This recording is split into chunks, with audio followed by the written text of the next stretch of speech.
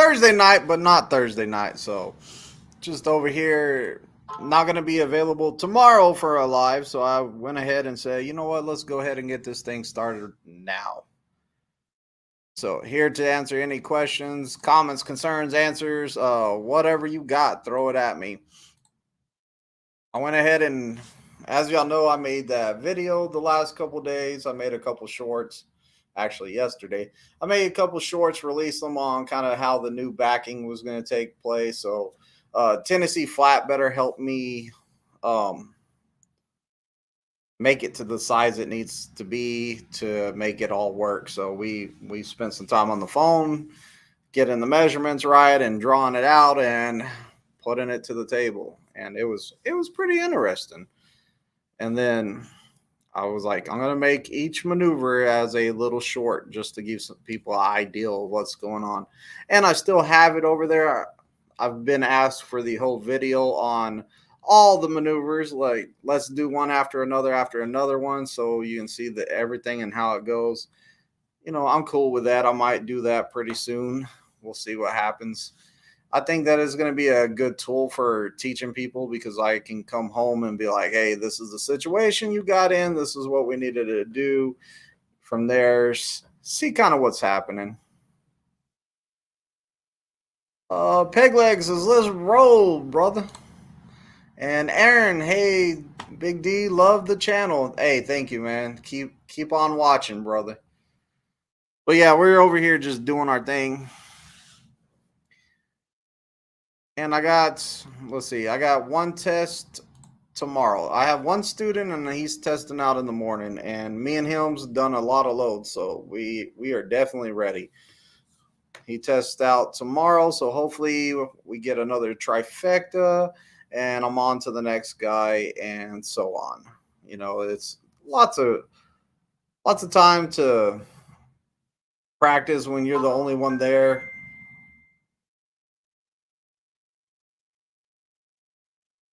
If you're the only one there, then you get like all the attention. So he got a lot of one-on-one, and I have to respond to this. A lot of one-on-one stuff.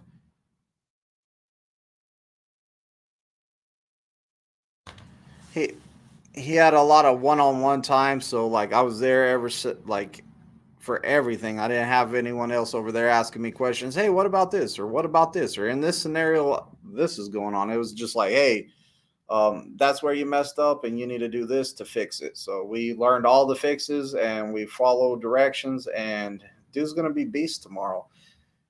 I ran him through my little test today. He got, like, his pre-trip was perfect. His backing, he only got like, I think it was like 4 points or something like that, all 6 maneuvers. And then a drive, he got about, I want to say it was 9 points on his drive, 9 out of 30. So, you know, he's moving right along. What's going on, Backwoods? Where you been at?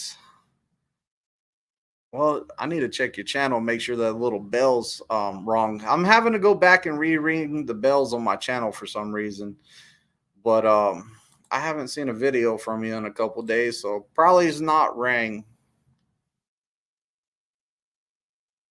Excuse me while I get another free hot dog from Love's. Oh yeah, Soulpoke told me earlier today that it's a free hot dog at Love's Day. Like you walk in there and you get a free hot dog. So he's out there grabbing hot dogs and enjoying them. I guess it's a National Hot Dog Day or something. Kenny, what's going on, man? Kenny's about to come out here pretty soon. Jordan, what's going on? Jordan's out there on TNT right now, and hopefully he's knocking out some miles and, you know, getting his TNT finished.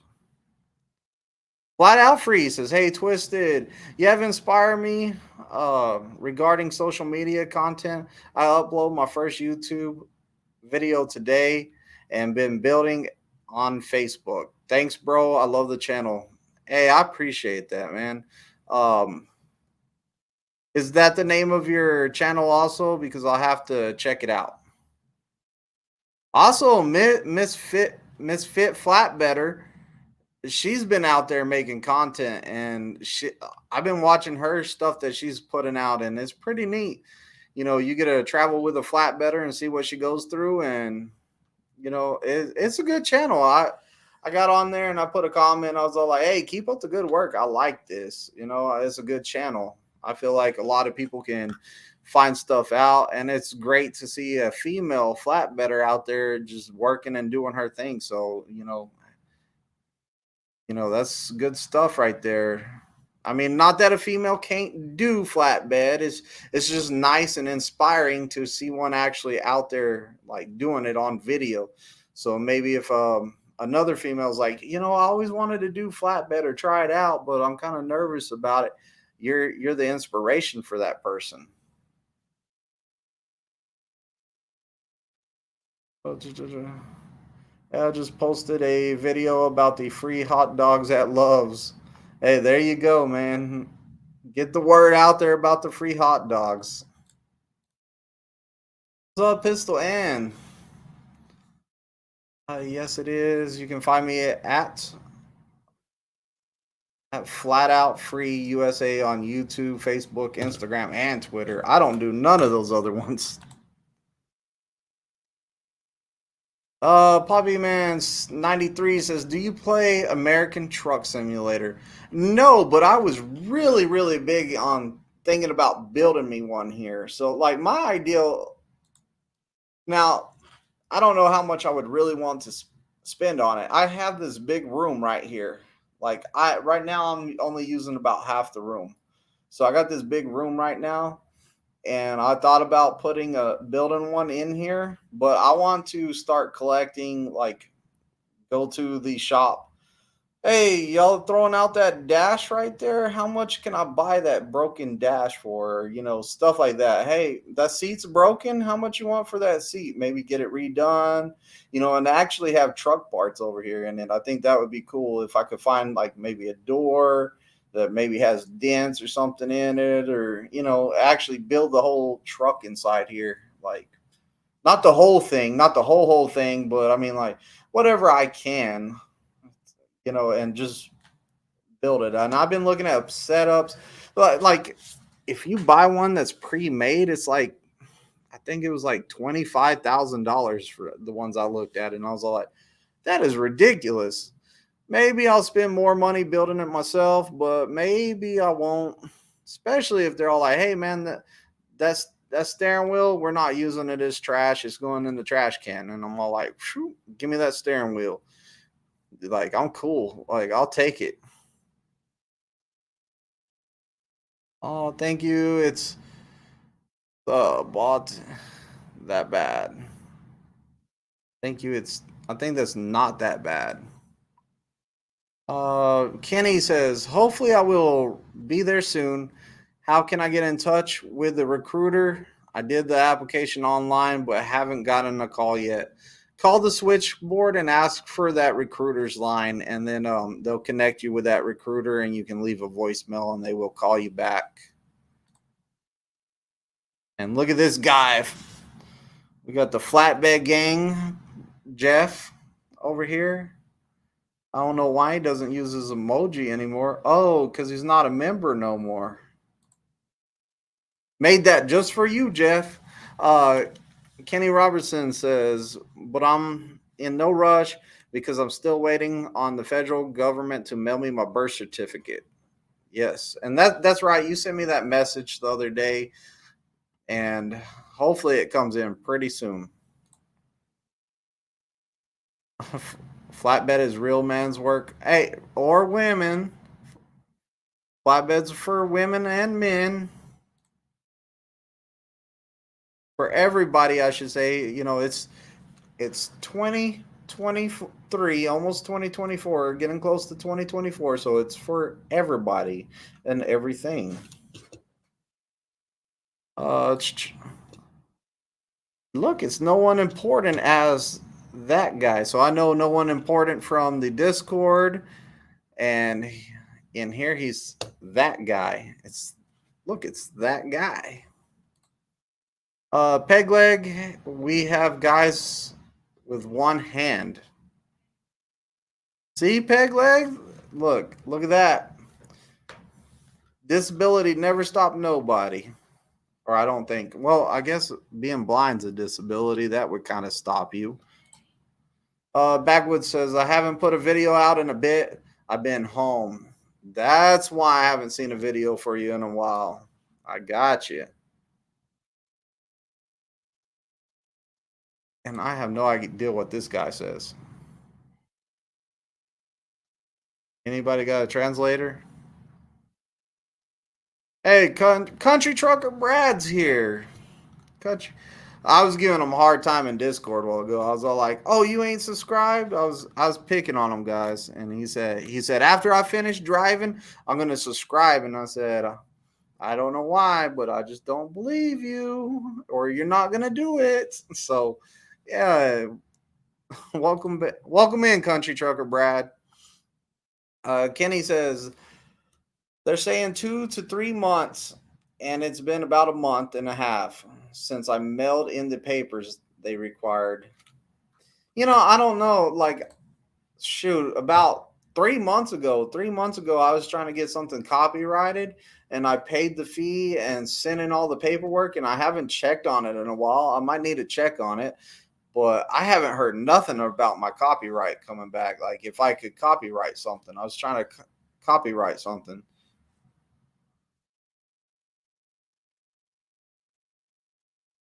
Don't forget the what? Don't forget the inclusive to everyone. Yeah, what Pistol Ann said. Oh, and we got a super chat from that guy for $1.99 that's blank. Hey, he's just throwing that out there. $1.99 from that guy. Appreciate it, man. Appreciate it.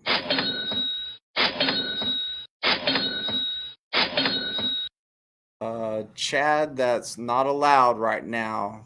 Gotta wait. Poppy Man 93 said, Poopy Man 93. I love those trucks. You know what I'm saying here in America, down in the South. I love those trucks. Driving in the back of Texas, if you know what I'm saying, here in the America in the United States. Awesome. That's a lot of you know what I'm saying. So if y'all know what he's saying, you know what he's saying. And he says he's speaking trucker. He's balancing his checkbook. Pretty much. He's balancing his checkbook. I don't know what he's doing, really.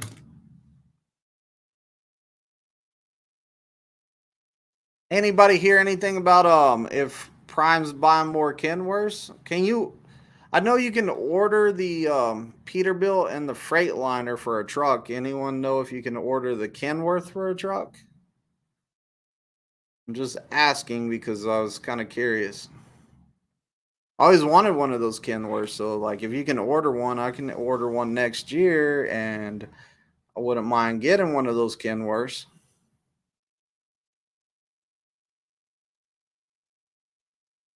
I can speak trucker so goodly. When you know, you know. That's usually what we say about the Discord, man. Like whenever we had those inside jokes, you know, you know.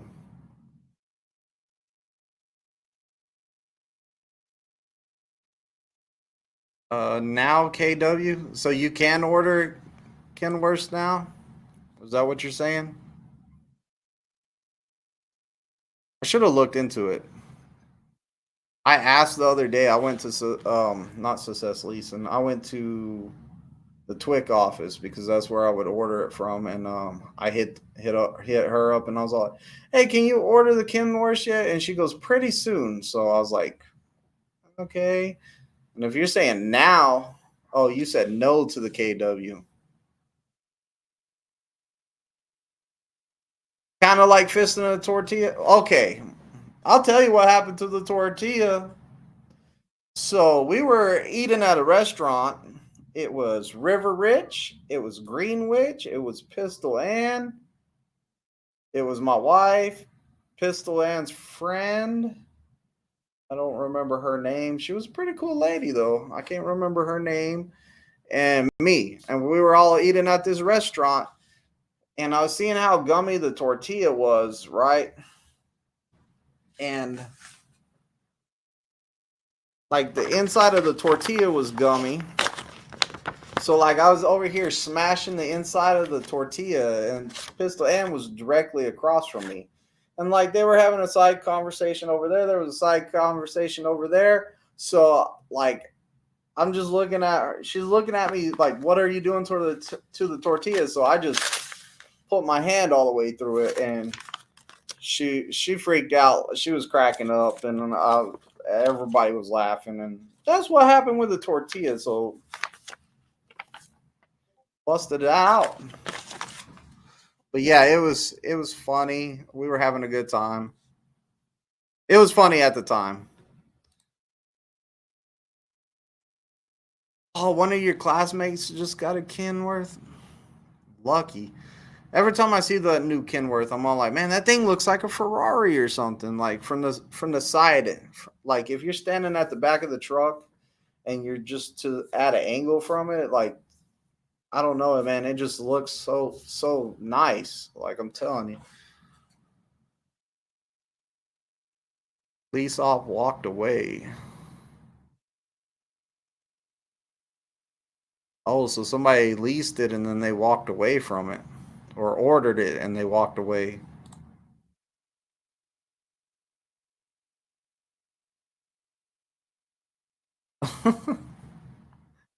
Okay.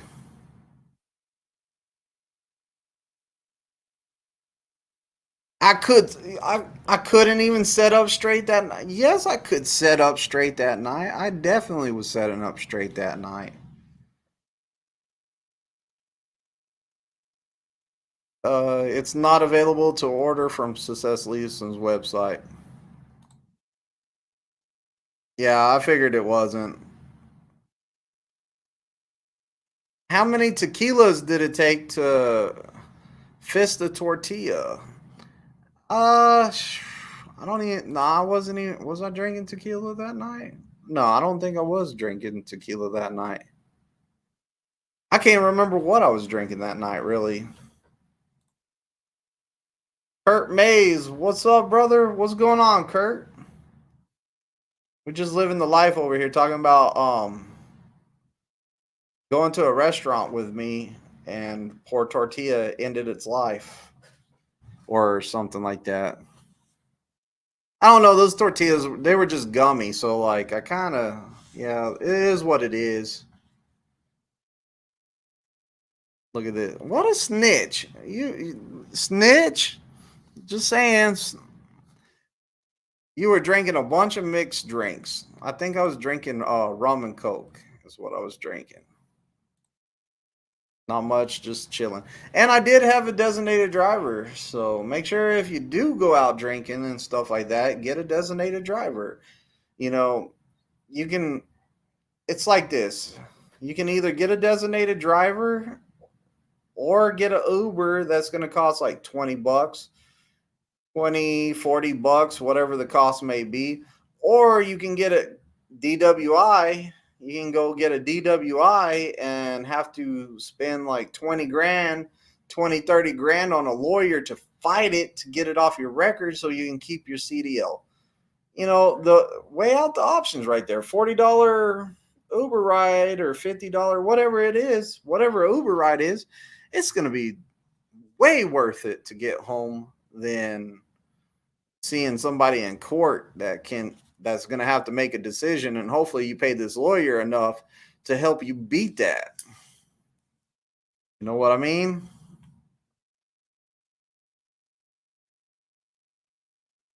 What you been doing? Oh man, I just training out here, dude. I'm training a lot of people. Right now, I only got one, but I had some stuff happen, so I ended up with one. And next week, I'm probably gonna have one, and then I should be back to normal. I think. I think that's how it's gonna work out.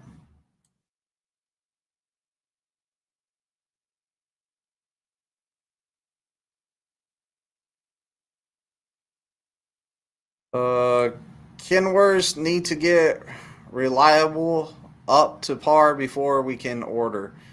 So the Kenworths are not being as reliable. Dang, that sucks, man. I was hoping they were. I was hoping that we could work out a deal with Kenworth. Uh, yeah, don't mix and drive and destroy your CDL and your life. Exactly. You know, just like failing like a drug test or something like that too. Like you definitely don't want to fail a drug test because I'm telling you, like it's not gonna be good for you if you fail a drug test. Like you're gonna have to fight that, and odds are they're gonna let you go as soon as it happens. So you really ain't gonna have time to fight it. Then you're gonna have to take some classes, stuff like that, to try to get it off your record, and it ain't worth it. It's not worth it. You definitely don't want to play around with that.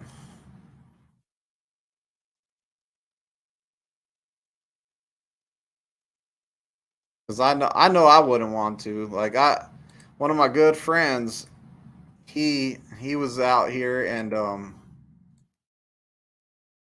they found something in his system, and I had two friends actually. They found something in their systems, and they were prime just boom, you're gone. You have to take all these classes and all this stuff before we will consider bringing you back. And just to use your CDL again, you're gonna have to go into treat those treatment classes where they drug test you ever so often. Your career's not over. It's not over, but it's going to be a lot worse and a lot harder for you to get a good job from there or a good career. You know, you kind of stubbed your toe really hard when you did that, and it's going to take some time to heal it. It's going to take more time than just stubbing your toe, but you're going to have to work your way back. Tennessee Flatbedder, what's up? River Rich is in the house. Yo, yo, yo. River Rich, he's over there having a good time. He's eating well. I mean, like, he's living life over there. I was kind of jealous. He sent me some pictures of what he was eating. The guy was eating good. I was jealous.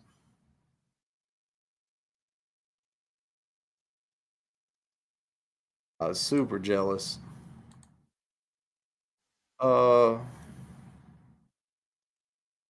see who we got here. Tennessee, where you at, bro? I haven't seen you around Springfield. No, I'm out running loads. Wow, that high vis is so high vis. You're blinding with it. Yeah, I'm sitting in sun towards me. That's how I'm gonna get loaded here in a minute. I'm second in line. Let me flip my camera. There we go. You're second in line. Yeah, So you think they'll have you loaded in a couple hours? they've been loading pretty quick, but two forklift drivers moving since 6 o'clock this morning. So Where's your student at? I've been solo for 3 days. Solo for 3 days. Kind of the numbers went down a little bit right there. Yeah, 4th of July happened, and so we lost. Student count was down. Happens every year. I'm telling Oh you, yeah. happens every year.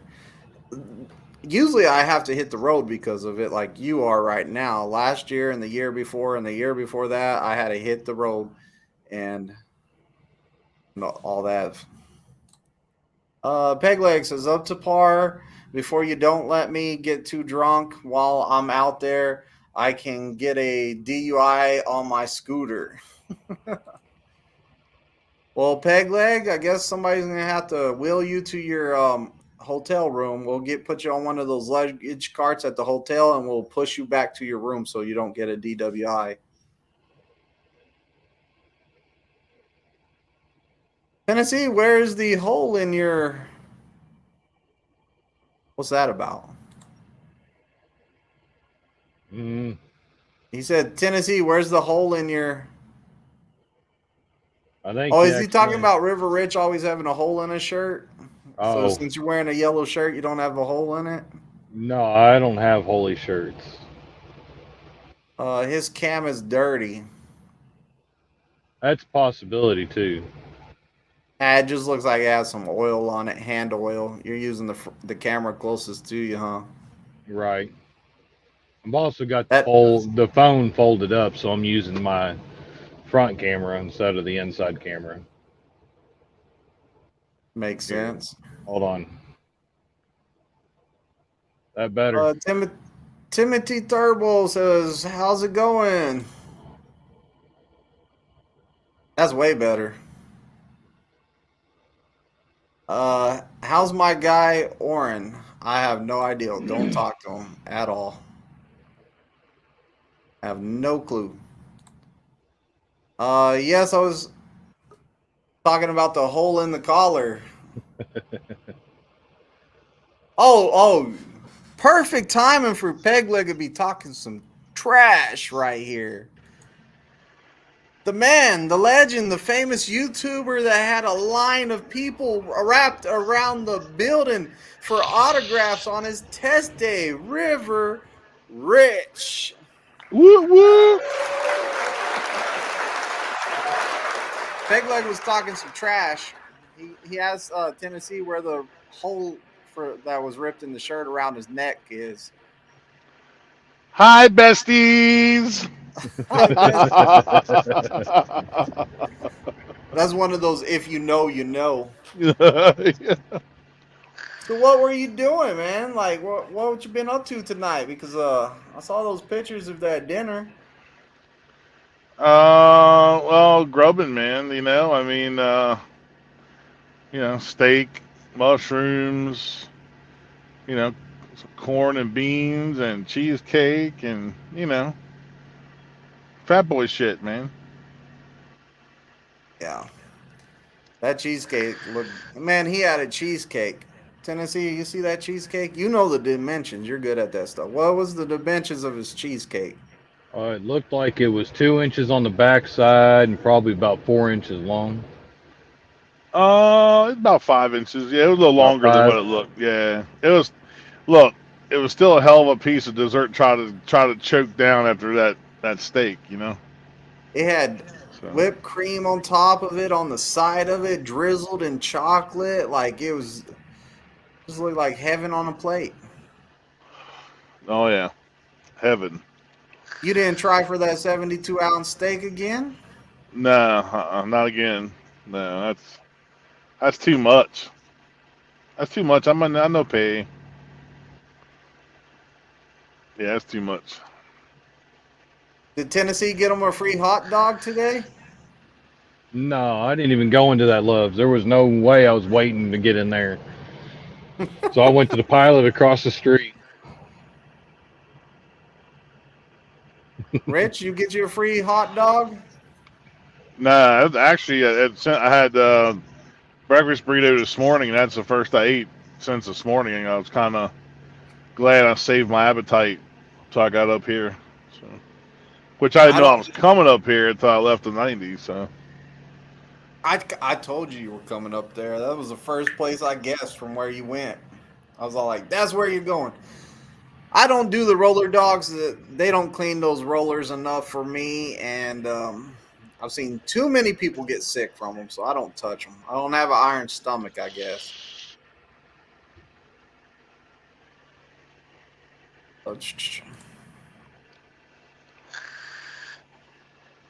Sean says I leave. Sean Stevens says I leave this weekend. Good. That's the scariest part, honestly, is whenever you have to leave your house and everything that you know to come out here and do this. Pegleg says John Candy at the 72-ounce steak in the movie Big Daddy. Wow. So how's what? that lease life? Are you talking to me? Oh yeah, you're the man out there making all.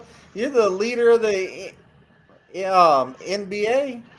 Nah, You no, can't lean down like that again, bro. We could see your bald spot. It was bad. that's all right. Heads up. Where's he going? He's gonna go put a toupee on. Fuck you. Oh, he can still hear us. Ah, he's up there. It's okay. What did Sean say? Sean Stevens says, "Sounds like I have a really good trainer. Prime has been amazing so far." Oh yeah, Prime's a great company. I believe in it. So, leader of the NBA, you out there? Look at look at those Oakleys. Did y'all see those Oakleys he just took off? $400 Oakleys.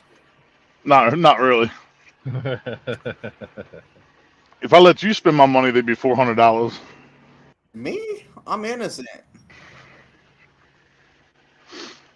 So how is Oh, lease life going? You getting treated good by Prime? yeah. I mean, whew, it's I mean, we have I had some low weeks, but usually they're followed by average, better than average. So yeah, but other than that, man, yeah, Prime's treating me good. I mean, I can't complain, right? Have they been getting you home on time? Like have you missed any home times or anything like that?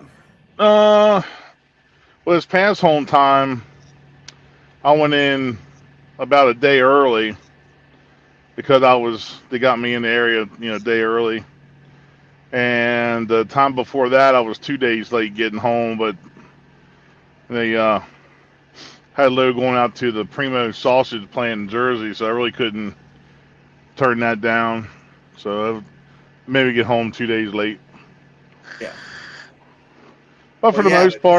most part, you're home on the day, the night of, or the day before. So I mean, they do the best they can because I mean, people might bitch because they don't get home on time, but the loads have to be there to get you home. Right. Yeah. They're gonna try. I mean, they don't Well, fight it.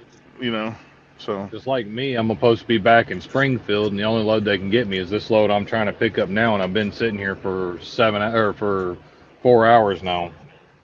well, yeah. I mean, well, you know that's That how it happens. goes. I Companies. like I how can you see why. got the woods in the background still. See the woods in the background. I mean, they don't Hey, care if we. I don't care. They don't care if we deadhead home, but they ain't gonna pay you company drivers to deadhead because they ain't making no money on them miles. They just cost them for you to go home deadhead. So Well, I usually mean, they'll try to find me a load en route, but I guess there was nothing in Joplin or at the place that I picked this load up, the last load up from. that load is in route. Technically, it's not. I'm I not had to hearing you. drive en route. To me, is en route. This was outer route of Springfield. He's going to draw him a picture. So look, you're you're here. We'll put a house for your home right here, right? See the house? This is where you were at. You had to get something to get you here. Yeah, you went down here to the shipper and then went up here to drop it here, and the load went up here. So that is en route. I don't know In how you don't see. your definition en route. My definition en route is on the way to where I'm going. So you're only happy if it goes in a straight line. That dude hit your truck? In front of him. what the hell was all that noise? It sounded like he hit him. That was a forklift coming to a stop. Well, That was the forklift works. that's en route. Jesus. And then everybody hits the dash. So so for the most part, they get you home on time.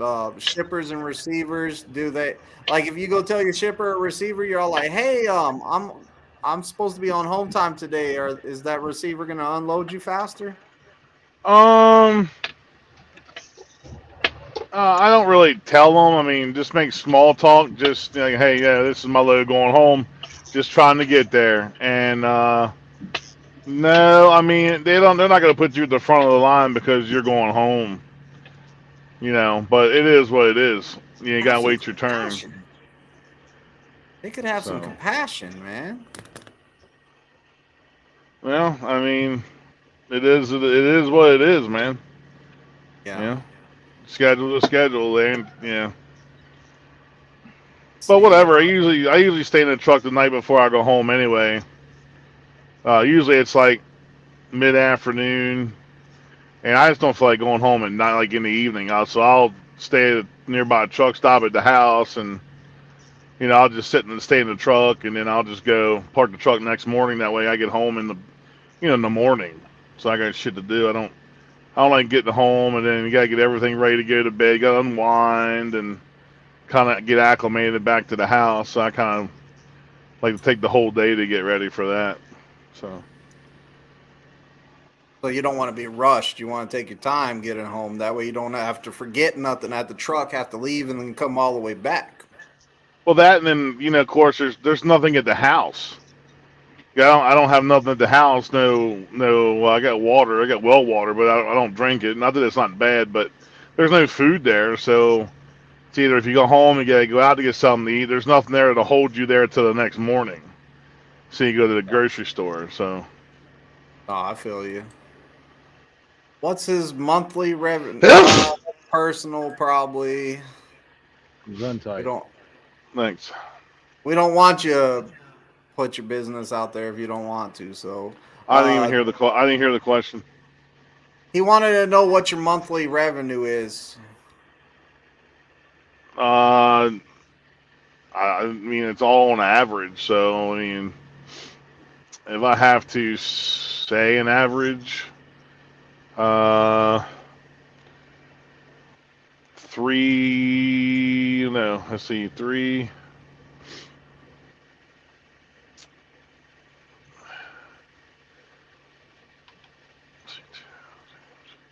I would say anywhere from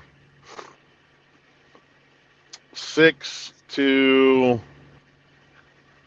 try to give you realistic numbers. I mean, I've had well, for instance, I'll just say this: like the time before I went home last time, I was out 5 weeks, and I put just under 15K to the bank. Jordan Tippett says, I've been told it's about 7 to 10K a month. Is that pretty accurate? I was gonna say 6 to 10. That's pretty accurate. Yeah. See, I was gonna say 6 to 12. So No, well, no. I mean, not bad. no, well, if the moons align and you part the Red Sea and all that, you might get 12, but that's really if everything falls into place. And I don't think the rates are there right now. I mean, they're good, but they're not what they was. So I mean, but I'm gonna say 6 to 10. So. That Of course, guy everybody's going to say, well, you got to pay taxes. Everybody's taxes are different. I don't have any dependents. I don't have a wife. Some people have too many kids and one wife, and so I mean, that's all subject is taxes. That's all what your shit is. So. different for each person. That's why it's so hard to give anybody a ideal of like, hey, I make this much every week, because it's not going to be No. that every week. Trucking is always up and down. That guy says, I've never been late getting home at Prime. Wasn't he the one that was a day late last time on the Discord? Or was that Wolf that was like, I'm supposed to be home right now, and they were like a day late? Where they were heading in the opposite direction. Who was that? Well, I mean, yeah, I mean, some people don't get home late, but I mean, if you're gonna bitch about, being home a day late, or, but it's all right. I mean, I'm out here to make money, so if they give me a good paying load from, Illinois or Indiana going to Jersey to get me home, that's what it takes. Now, I kind of suggest whenever there's an actual date that you have to be there, you have something going on. So we'll say that you have a important date on the third of the month. Like say it's your kid's birthday and you want to be home for your kid's birthday.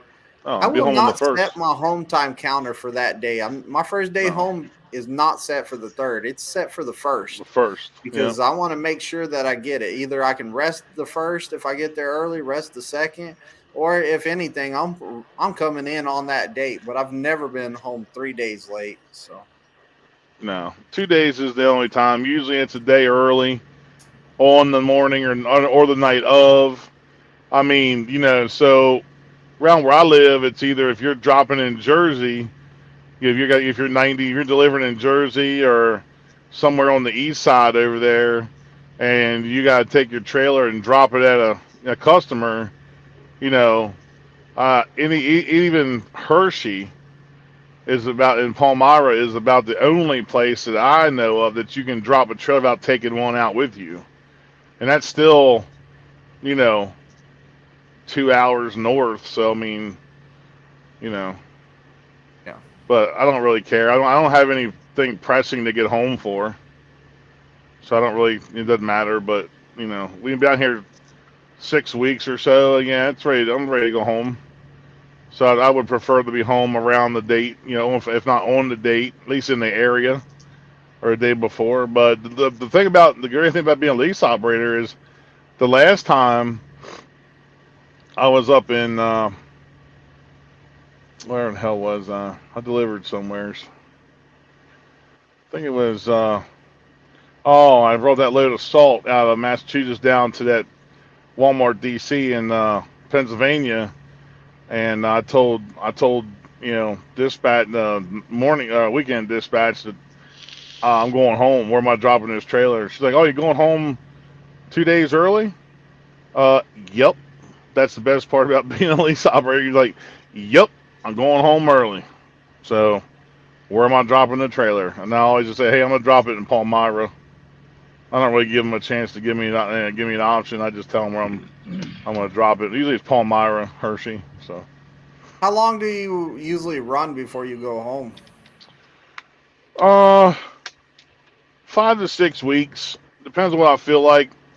Usually 6 weeks is the mark. To where you just want to go home. But my tops is 7 weeks, and that was pretty that was tough. That was a hard one. 7 weeks. So of I course imagine that. I didn't have any 34s within that 7 weeks. It was all run on recaps. So I really didn't really take a 34. So I was steady balling it. That was right before Christmas. So Yeah, you were making that money though. Like that was was that during the COVID time when freight was everywhere? now that was during the back half of the fourth quarter, the Oh, last quarter. Like I was lucky, I was lucky. So I signed the lease September of 22, which freight was booming, just making good money. But if you're coming out now and sign the lease, it's still a good option, but you're gonna have to be a little more careful with your money. That's what I Sim- see. But you know, Simple Plan Trucking says he's never been home late. let's go to Uh, Team Truck. I hope they don't get home late. Sean Stevens says, "Hey, Twisted. When I passed my CDL test, I was supposed to get a free hat. I passed in Pittston, and I still have the piece of paper for the free hat. Can I use that at any of the three terminals? I don't see why not. I Yes, mean, you can use that anywhere at a Prime store. so they shouldn't give you no issue with that. So just take it into any store. I know sometimes I've heard the person at the store that works there say, "Hey, we don't got any good hats. Just hang on to it while come back and come and come back and get it some other time. Just keep the piece of paper." When I get to Springfield in September, I got some awards I gotta get. You get in that diamond ring. No, I got another year for that. Uh, I got simple plan. two jackets and 2 hats. Oh, you're getting those embroidered jackets, those silky black one probably, and the gray and the gold, the ugly gold one. Simple Plan Trucking says we go home after we meet our goals, and that's. I feel like a lot of people do that. They make enough money to pay for their stuff, and then they go home. Any word on the missing Prime driver? Anyone know anything about the missing Prime driver? He's still missing. Still missing. Uh, Jordan says, I need to get in the Discord more and ask questions. Love the knowledge I can get from these older guys who've been doing this for a while. Right on, man. Like, get in the Discord. You are in the Discord. You just Oh, is that yeah, that's Luke. yeah, Student. Luke's. I didn't want to say his name, but Oh, my bad. I mean, I don't know. Luke's a Yeah, Luke's friend. dude. Luke's a friend. He's cool. He's your friend. He does He haven't got to TikTok. that level yet.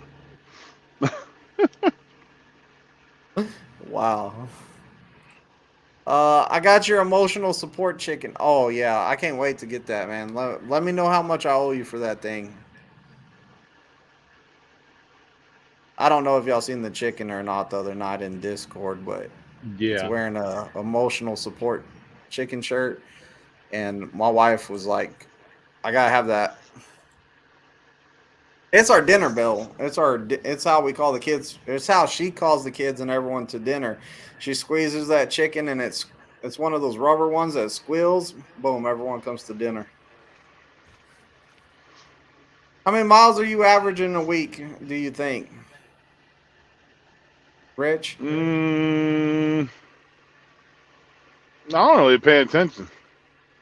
No. No, I don't get paid by the mile, so I don't really pay attention. I pay attention to the dollar signs. Doesn't matter how many. If you're a lease operator, it doesn't matter how many miles you're driving. It's about the money you're pulling in. So I don't really worry about it. Then answer this, and maybe you can answer this for me. Then, like you say that, but I always hear people that are lease want to know how much that load pays. The pay is per mile, so you still Well, calculate it into mileage, don't right, right, you do. But again, I don't really keep track of how many miles I run a week. I do calculate the per mile, but I don't run. I don't, say, oh my God, I only ran $2,500 $2,500 miles this week. But the idea is, if you can run 2,500 miles and gross, you know, $7,000. You know, so I mean, I mean, I don't know. I don't pay attention to the total miles. I only care about what the per mile is per on the load. I don't really care about the miles I run. you? Either way You're you gonna run. look at it, we're You're gonna chasing run the them money. anyway. Yeah. Chasing the money, anyways, right? Right. Uh, Slowpoke says my set goal is 5K per week. Once I hit that, everything else is gravy. So Slowpoke says as soon as he hits 5K a week, the rest is like extra. I mean, as soon as I got my costs covered, and if you know your truck, you know, you kind of can get your variables down, your fuel, and you ain't got if you know how to calculate your tire fund and your e fund, you can get pretty close. As long as I get that stuff covered, everything else is gravy. You know, like I just had a real good week. Just finished up a real good week, and so it should be all right. Today's the end of the week, huh? Yeah, I got that. Yeah, I just squeezed that last load in on it too. So Okay, so you're ready to start you're off on the next week already with your first load right here. waiting on it. Yep. Yep. Nice. Ain't beat that. You're starting the week running. Yeah, yeah, not a bad paying load. Simple Plan Trucking says because miles equal time and time equals money. Shoot for high revenue, low miles. That's Exactly. that's what they try to do. But I mean, I run my fleet manager. I got a really good fleet manager. So as long as the load makes sense to me, you know, I don't really have a whole bunch to think about. I just look at the money per mile. I look about where it's going to get a good reload, and that's all I really worry about. The time to get there on time and fuel. But I mean, other than that, I don't have the reputation to turn down a bunch of loads. Yeah, I don't either. Slowpoke has the best fleet manager. That guy knows facts. You got the same fleet manager as them?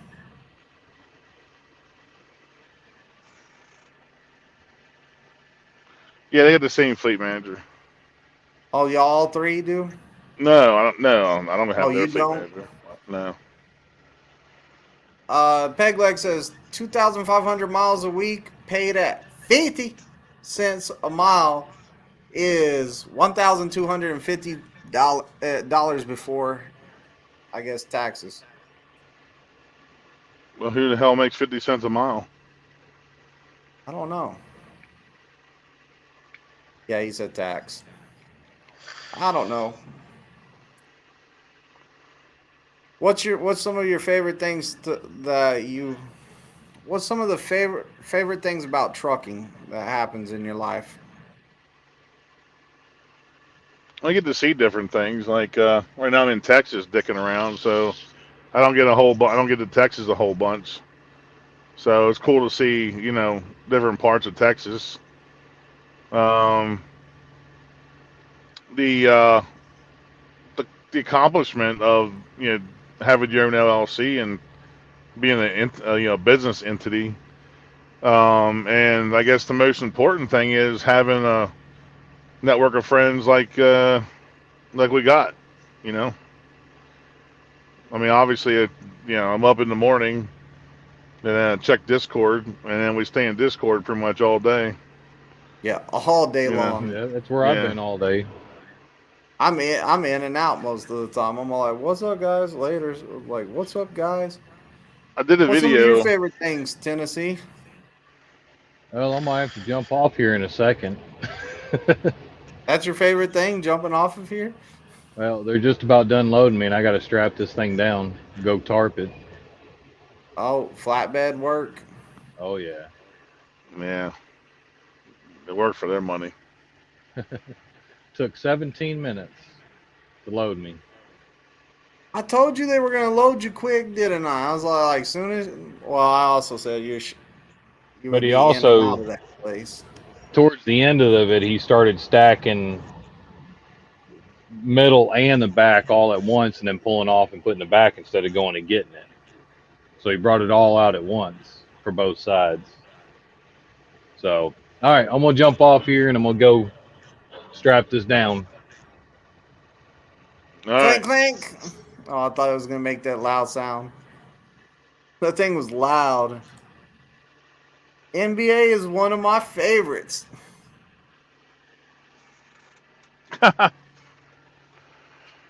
Yeah, I mean, again, like I made a video. What being a lease operator at Prime has done for me. So it's allowed to open a lot, a couple doors. It's allowed for my dad to retire completely. So other than that, I mean, Yeah, I mean, I remember setting up on my top deck and like we were just out there chilling that night, and you were oh, excited getting your truck, not knowing what was about to happen, and I was all like, just keep your head up, man. You're in it to make it now, and like you you know, kept your head up and you made it. and the I know it last feels time great. me and Greenwich was in town, you was like, I was leaning back in your chair, full of food, and I was like, sure is nice being a lease operator.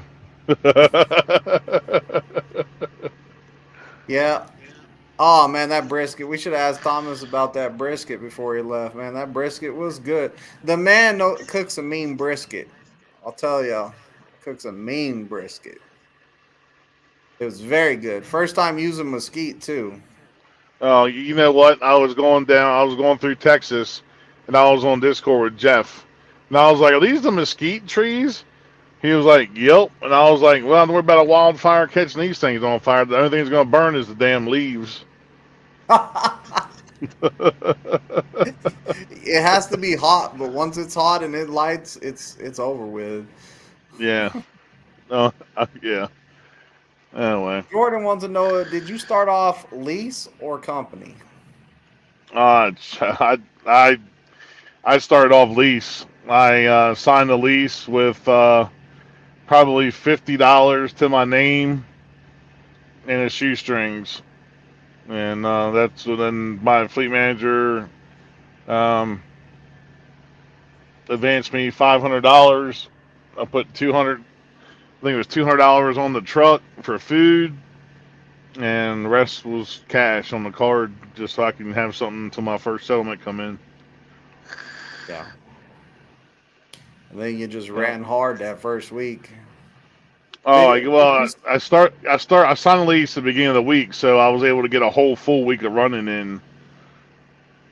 yeah. So I was about to ask you that. I hear through the grapevine that once you sign that lease, the second you sign that lease, you should be already trying to get a load to get out of there because the first week Uh, the payments deferred, right? Is that correct? it is, yeah. So I mean, also, you can't do nothing until you sign the lease, right? So, if you're gonna, get a, refrigerator, and I mean, I would sign the lease, then tell your fleet manager. Your fleet manager is going to should ask you, or you tell him when you're gonna, put your PTA, and just be ready by that morning, and and you should be able to get on the driver lineup, in to eat your PTA, and get off the yard and get going. Once you're out in the yard, it's pretty. You're off and running.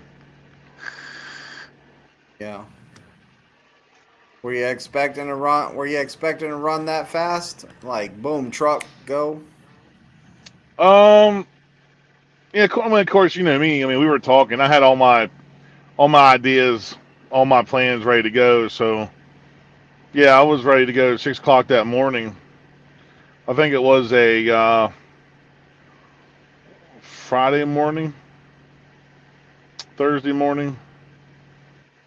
I picked up a load out in Catchville. That was my first load. Went over to from George's Poultry over to the Pottsville Walmart DC. My first load. How nervous were you? I was on the phone with Country Trucker Brad like all night, half the day. Um,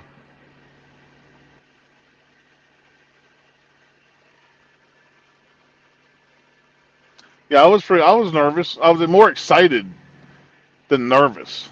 You know, it was like more of a, is this really happening? Is this real? I mean, it just didn't seem like it was real. Yeah. Yeah. I was tripping my first load, even though well, one of my things with my first load is we took a rental car all the way from Springfield to Pittston to get the truck. And we got there, the truck wasn't ready. It was like probably 5 in the morning. So they're all like, "Hey, Prime pays for the hotel. Why don't you go stay the night at the hotel?" So we went to bed, went to the hotel, went to sleep for about 3 hours. Boom, came back, got our trucks, checked everything out, went to the store, got groceries, everything, and then I told my fleet manager I'm ready to roll. So on not much sleep, which I highly do not advise, I was running my first load. I was out of the gate, and the guy I rode with down there, he was all like, "Are you going on your first load? Like you haven't even slept." I was like, "Dude, I gotta go make some money." So I took off on my first load. I was scared, nervous. I was like, "Oh my gosh, what am I doing? What if I can't back this in?" Then the first place I went, it was all empty docks, and I was like, they wanted me in like the third one, and I was having a lot of problems getting it into the third one. It was not funny.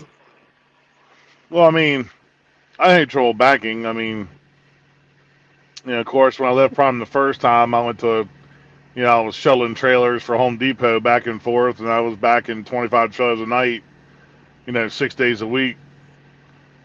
So, uh, and then when I come back, well, I went to JB Hunt itself, doing Home Depot stores in a day cab with the 53. So I wasn't nervous about backing. It was just more or less getting used to a sleeper truck. Well, I was on Myra's to that Peterbilt, but the Freightliner and Peterbilt, they back different. So I had to get used to the Freightliner again. Yeah. So Turn-in radius, right? that and they're a little bit longer, so your setup's you're gonna put yourself out there a little bit more for a setup, and then you're gonna, once you get your trailer facing where you need to get underneath it, you gotta get underneath it a little sooner because it takes it longer for it to get underneath it. So Yeah. yeah. So do you recommend, if possible, being on like from what I hear is it's easier to go from a Peterbilt to a Freightliner. So if you're doing TNT on training, if you're doing TNT and you're on a Peterbilt, whenever you get your Freightliner, it's easier to back. Is that true or no? You'll find yourself, well, you gotta adapt because you'll find yourself starting to turn in about the same spot you do with the Peterbilt, but you'll find yourself you're gonna be, over parallel a little faster because it's going to come quicker and the trailer's going to turn back in quicker. So you Yeah. might have to pull yourself up to get the over parallel out of it, but you'll get it. Like, you just got used to the way the truck turns. I mean, obviously when you turn a Freightliner, it'll stop, and you start moving again. It has that little extra turn to it. So I always wait for that to really kick in, but still sometimes I still get over parallel. I mean, you know, it's just sometimes you miss the mark. You You know, have your good days and your bad days. Even sometimes for me, I'm not like not every day backing for me is great. Like I'm not a pro at it. You think because I teach it, I'm a pro at it, but some days you just have your off days where you can't do nothing. I had one of those not too long ago with my students, and I could not do an offset to save my life. I'm all like, I'm teaching these guys offsets today, and I can't even do an offset.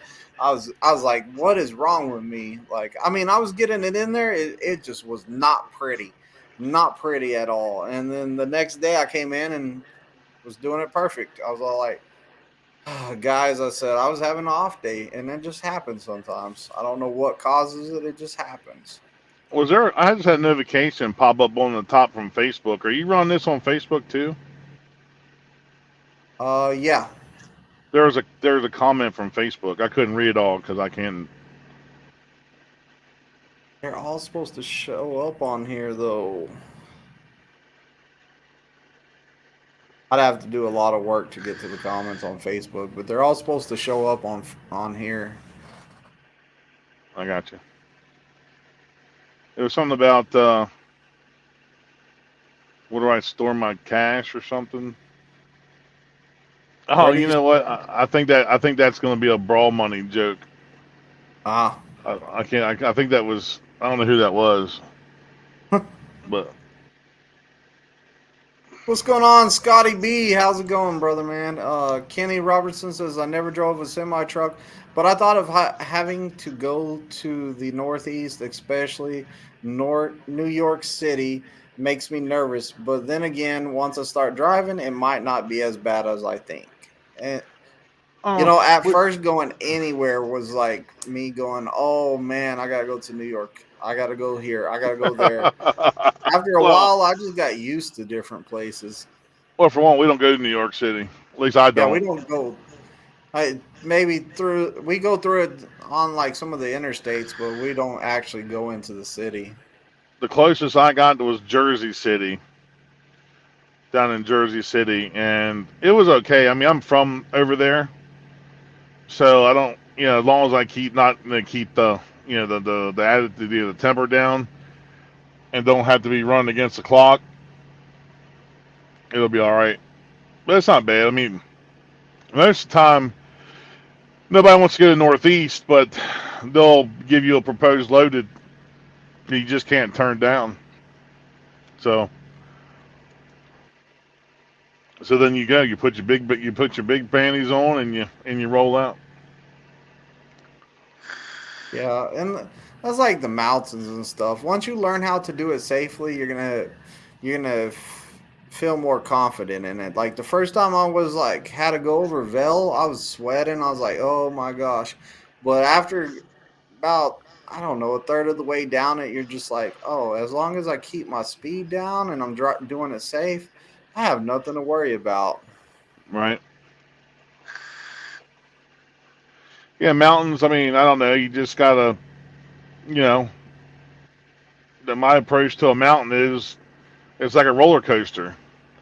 You approach the top slow, and you just kind of, you know, no, I don't know how to explain it. I just put my jakes on and let it ride, unless I'm super heavy and it's a super, steep grade. I'll put the jakes on and put the hill ascend on and leave the truck do the work. But most of the time, like going down Mont Eagle and all them, you just put in stage two Jake and just pick like 40 mile an hour and just stab the brake. Just leave it, you know, just stab them here and there and hold on to it. Let it ride. The Jakes are pretty strong in the Freightliner, so if you're in stage three, Jake, shit's happening. You are needing to stop like now. I don't you hardly use stage threes. Maybe when I come up on a traffic jam, you come around the corner, you don't know it's there, and you see brake lights, and you pull them down, and you pull them down to stage three, and then you drive Freightliner, you know how it is. I always start off in stage three and then work my way back down from there. Like it might not need it for very long, but I always go down to stage three because my theory on the whole thing, and I could be wrong. Somebody like I'm sure no one important will correct me after this if I need to be corrected. Um,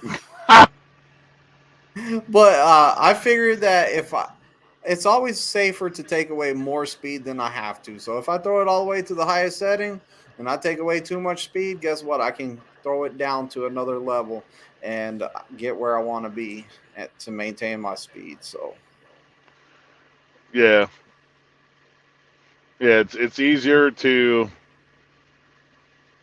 add speed than it is to take away speed. I guess if that makes sense. If you're going a little, you can speed up just a little bit. But once you get over a certain threshold, the RPM start getting a little high. You need to really, it takes a lot more effort to get them back down, so you don't over rev. So yeah, get of the course, RPMs of high. course, we all know that using the Jake brakes, that's fuel consumption.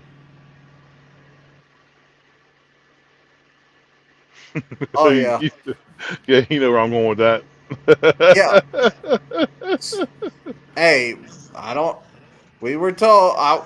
Somebody said one time. Maybe somebody has the answer to this.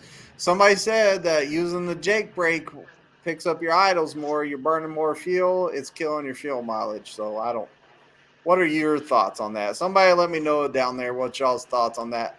That guy says flatbed and tanker do New York City. Simple I plan don't think trucking. Tanker does New York City. They get close. They get into the port of Jersey, but I don't think they go into New York City.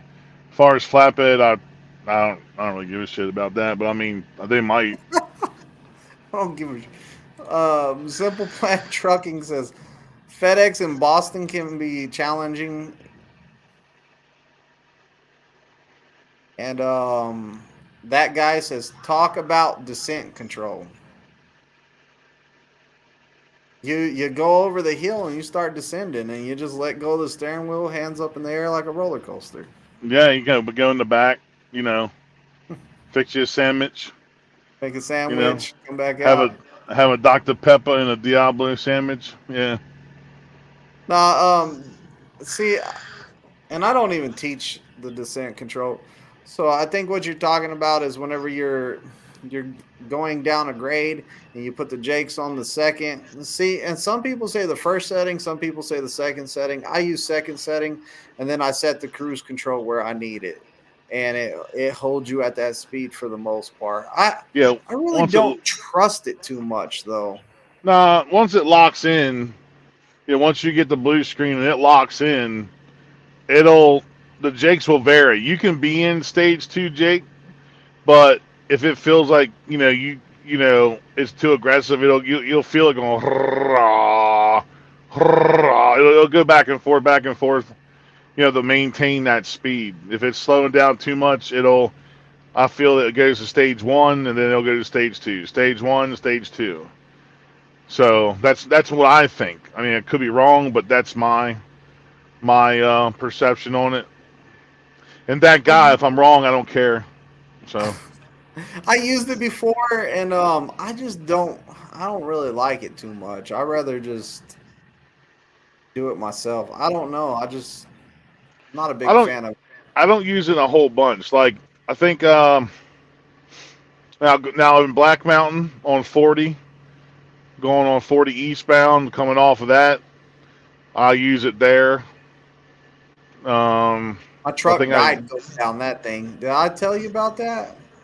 no, I was going down Black Mountain, and the speed limit is 35, I yeah, believe, going I think down it's that mountain. 35 for big trucks. Yeah, So I'm going down, and lights flash on the dash for like 1 second. It goes boom, overheating, and the truck just turned off. And I'm going down the mountain, and I was like, holy crap. And it was like kind of harder to steer because you lose power steering.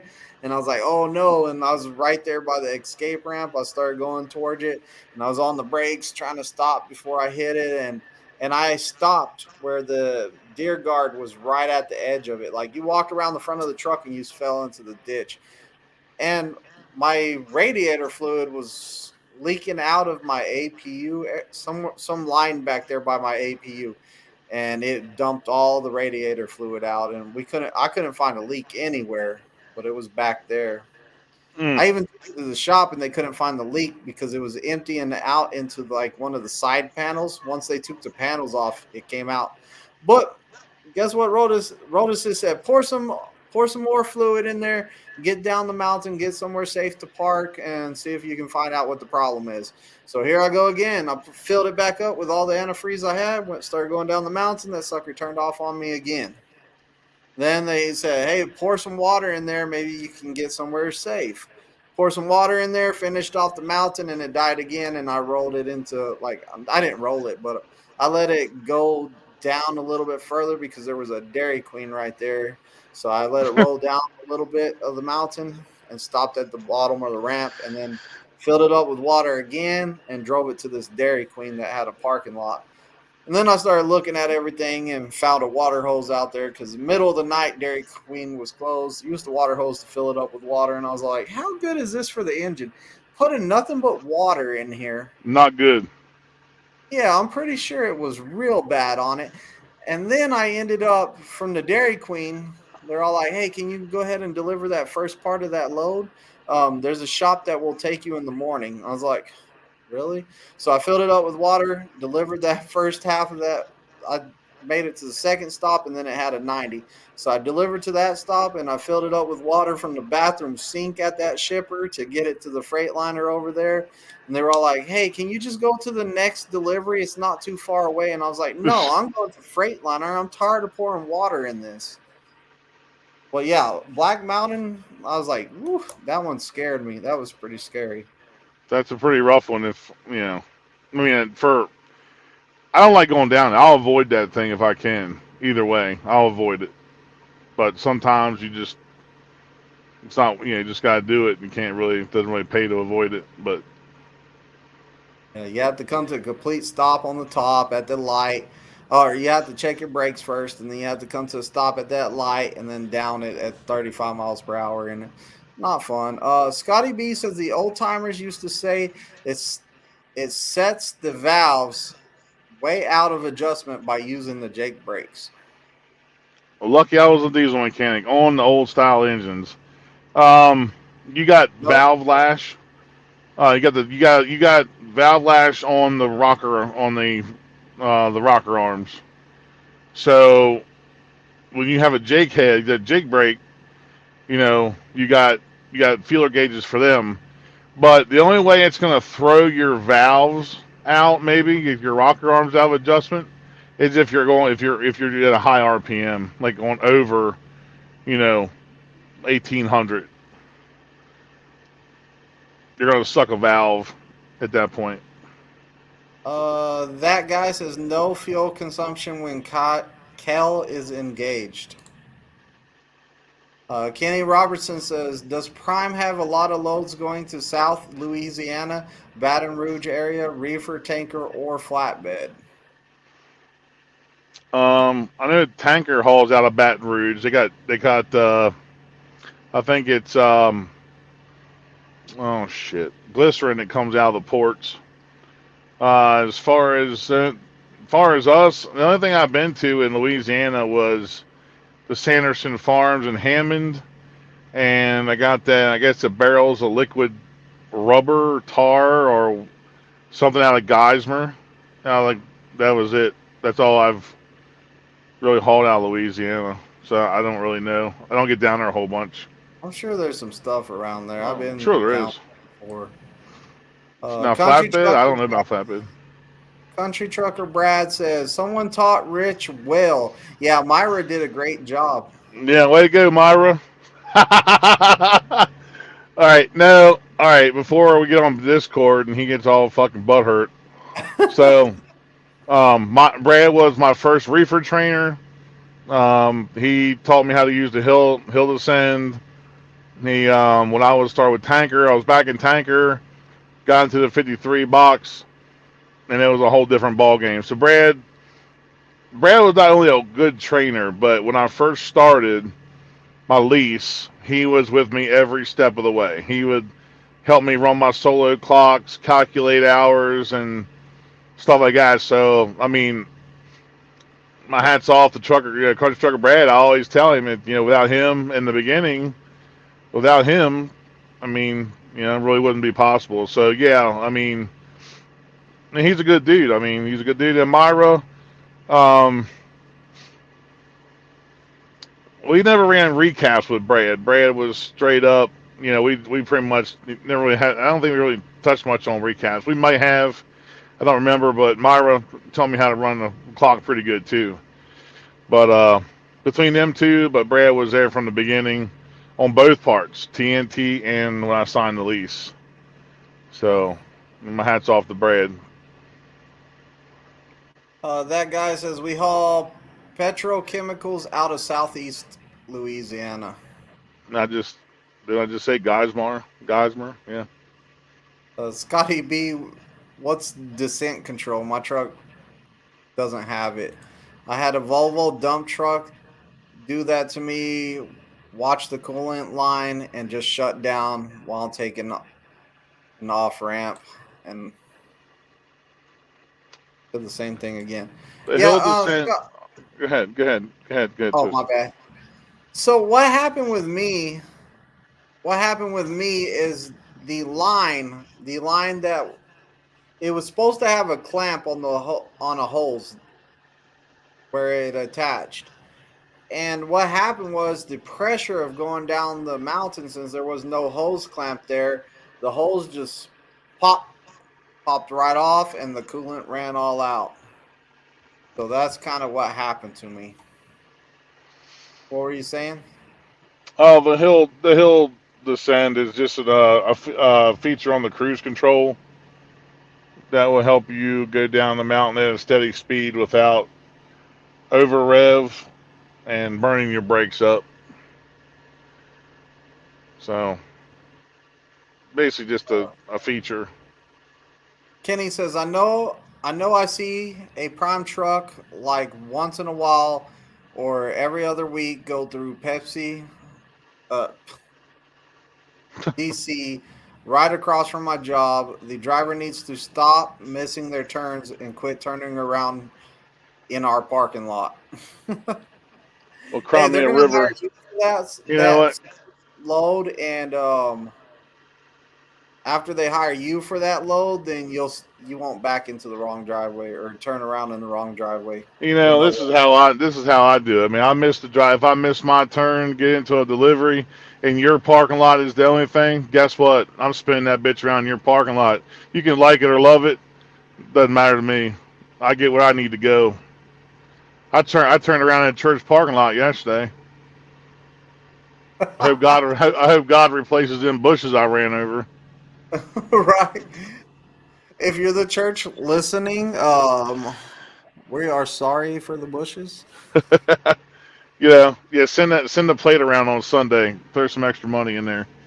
Well, at least you're not doing U-turns out there, man. You go turn around. Well, I mean, oh man, I don't know. I mean, yeah. Yeah. I'd just say yeah. I mean, uh, yeah. We're just gonna say yeah. We're gonna say no.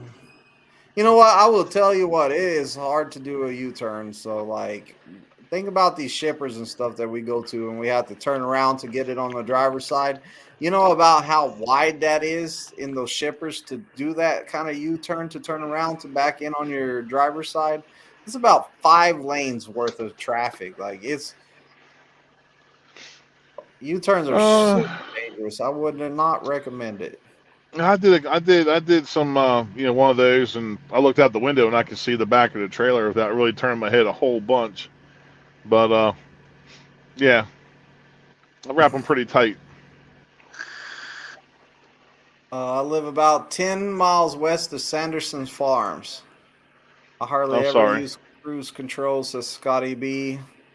I imagine you can't really use cruise control up there in all the traffic you're driving in. But he's a super trucker. You know what I'm saying? He's not a super trucker. He drives a dump truck. No, he did an oversized. I'm friends with him on Facebook, so he had an oversized load the other day. I thought he was just running stuff across to the port. Am I thinking of the wrong guy? Yeah, he Yeah. does everything. He might pull a scrap trailer, dump trailer, low boy. I think he does a little bit of everything. I think he's a Okay. super trucker of all trades. Super trucker of, hey, give me the keys to it. I'll go get it done. That's right. Scotty B says, yeah, turning around in people's parking lots is not something I like to do. Is all it takes you to do is crack that asphalt and you're paying for a parking lot. Yeah. I've backed up. I've backed up or I've turned around before.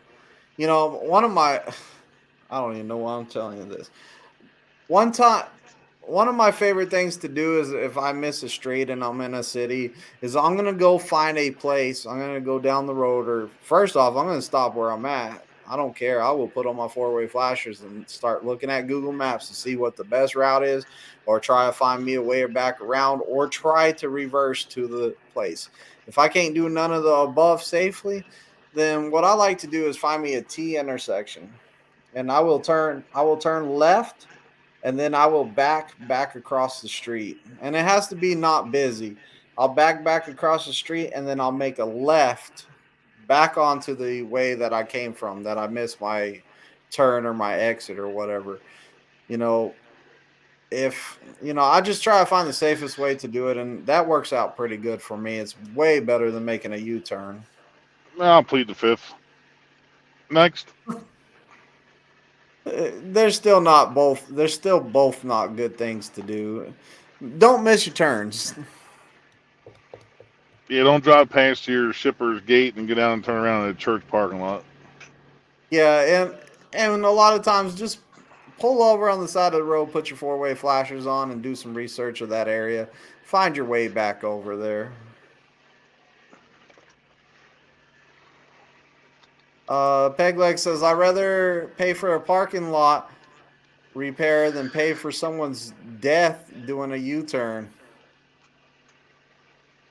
Scotty B says, "Your charm are just extreme. I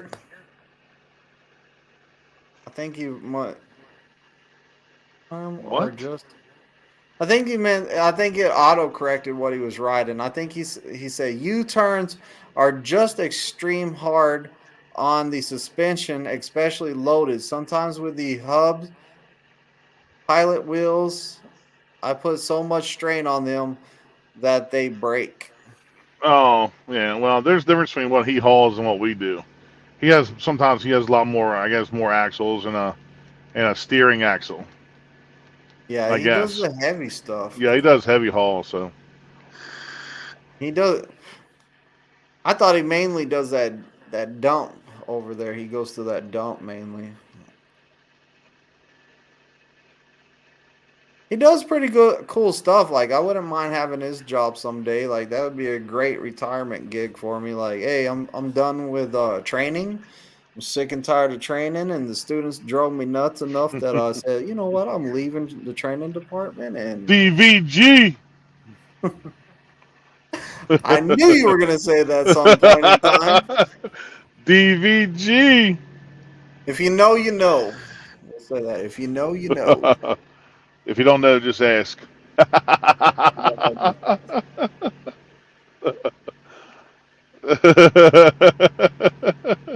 Don't ask in the comments. Don't ask in the Don't- comments. That's not good. Oh shoot. So Prime was the best thing that happened to you, or well, I guess it. I guess it was because look at you. You left Prime for a little while and then you came back. Yeah, well, I had to leave. I had to take care of stuff at the house, and then you get stuff caught back up, and then everything around me was Prime. My Prime, like JB Hunt would give you these black uniform shirts to wear. I would wear these to work. I'd walk through the JB Hunt terminal with my Prime shirt on, have my Prime bag, Prime sweatpants, Prime hoodie. You know, it was just all around me. And the female friend I was working with there, she was like, "Why don't you just go try it? Do you want to go through the rest of your life not knowing what if you could?" So it's like, okay, hit my recruiter back up, and I think 15 minutes later, she called me and said, "You've been voted for a rehire. When you want to come in for orientation again." Then I reached out to several, but then my no hippie asked Myra if she would take me, and she said, "Yeah, it's over 15,000 miles. We knocked that out in about 5 weeks." And I went home and waited for 3 weeks for a phone call. Well, I mean, I told him I was going home. I didn't give him an option. I said I'm going home.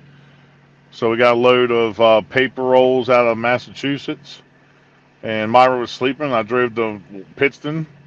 She wasn't feeling good. I parked it, grabbed my shit, and got my car and headed home. yeah. Yep. So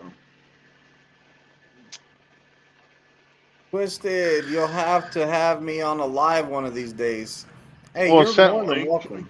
could have got in today. Oh, no, he's driving, isn't he? I think he was driving. That's what I was Yeah. saying. Yeah. Yeah. I'm pretty sure he was driving. Yeah, he'd be a good one to have on. Ugh, damn. I don't know if I can find him on Discord. I don't know how to search people on Discord. He would have to accept your friend request, so you can message him. Oh, I would. He would. Yeah, if you can find him, saying like add as a friend or send a friend thing, and he'll accept it, then you can actually message him on Discord privately. Is his name the same thing on Discord? Yeah, I think it is.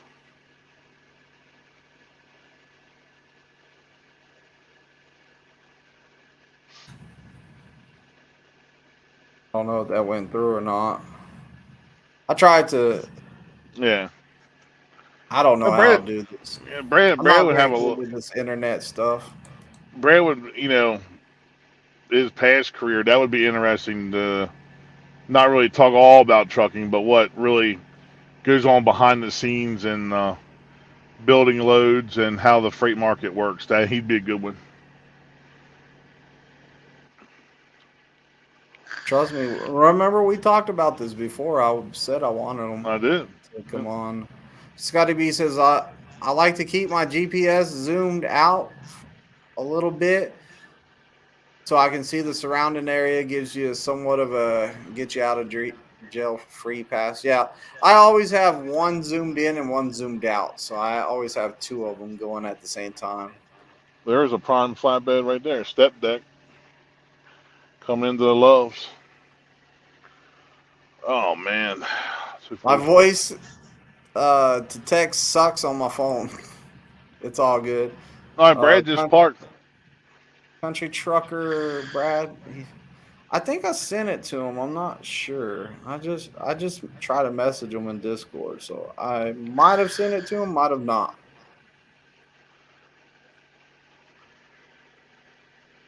Hey, can y'all hear me? Ta-da! We can hear you. What up? Are those cut off sleeves? No, it's a tank top, bro. Oh, what? We can barely hear you, man. Can you hear him good? Can you hear me? Is it working? Yeah, it's just real quiet. Oh. It's all good. So how was it training the Mr. River Rich? Oh, oh, it was interesting. It was interesting. He did. I mean, he already knew the concept of how to drive a truck. Yeah, we had to fine tune some things because obviously, he had driven a CDL truck before he even came to Prime, and then he was in a tanker, so the box was, a little longer. So it took a little bit to getting used to get him to backing the box up. But I mean, it didn't take that long. I think probably I would say within the first week, he was pretty comfortable. I didn't really have to worry about sleeping when we got to shippers and receivers. He was able to start backing in and not hitting anything, which is, a point that I stressed to him. All you got to do is get in the hole. Just don't hit anything. Yeah. But yeah, I mean, I from day one, I was able to climb in the back, shut the curtains, and sleep all the way through the night. I didn't have to worry about, him wrecking the truck or whatever. So it was pretty easy that way. Did he feed you good? Shit, I was broke. I fed him. Yeah. Brad makes the best breakfast burritos you can think of. I loved it. It was great. Oh, really? Yeah. That sounds like I haven't had a good breakfast burrito in a long time, so. Like I said before, Brad is the only person in this whole world that I would consider teaming with. The only one. Oh, you hear that? He knows that. We'd make a killing too. We both with that shit. Yeah, we'd make a killing. Would y'all both be company drivers on the team truck, or would y'all both be who would lease? Would y'all split lease it? Well, that would be something we would have to talk about. Obviously, he has more responsibilities at home with a wife, kids, more of a responsibility. So if I was to be myself, I'd probably be he would be the lead seat, and I would just be the co-driver at that point. I'd have to, because he's got more to worry about than what I do. I mean, let's be honest. Yeah. So I respect him. He's like I say, he's been there from day one. Since for day one of TNT, as far as reefer, and when I signed the lease, I said, "What do I owe you? I owe you, man. I owe you." He was like, "Just be successful." That's all he ever asked. So. Do you still train? Oh no, hell no, nope. Why not? I did my I paid it forward by training Rich, but I don't feel that I'm comfortable enough to just put any person in my truck and be able to go to sleep. You know, I got a family, I got a wife and kids at home. Yeah. I can't be taking the risk of, you know, someone falling asleep and slamming us over the side of a mountain. Or it's for some people they can do it. For me it's just not, it's not for me. And if it hadn't been for the fact that I kind of knew Rich already a little bit before he got on my truck, I don't know that I would have even trained one person, to be honest. Plus, I fed him ribs. I had his heart. The ribs were good. The ribs were good. Had them at the ribs, huh? The only thing I had to worry about was hitting a pothole in New Mexico that about swallowed everything. And then apparently there was a bridge connection in Kentucky that he went airborne on. He popped the curtain. Said, "What the fuck was that?"